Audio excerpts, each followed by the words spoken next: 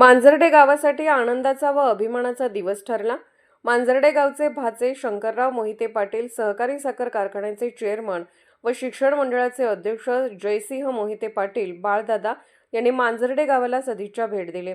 या भेटीदरम्यान बाळदादांनी प्रथम श्री हनुमान मंदिरात दर्शन घेऊन गावाच्या सुखसमृद्धीसाठी प्रार्थना केली व त्यांनी वसंतराव पाटील विद्या मंदिराला भेट देत शाळेच्या सर्वांगीण विकासासाठी 5 लाख रुपयांचा निधी जाहीर केला।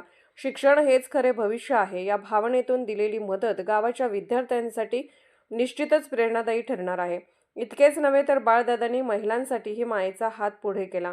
गावातील 90 महिलांना दक्षिण भारतातील रामेश्वरमसह प्रमुख तीर्थक्षेत्राचे मोफत दर्शन तसेच 500 महिलांना सयाजीराजे पार्क येथे पर्यटनासाठी पूर्णतः मोफत सोय उपलब्ध करून देण्यात आली।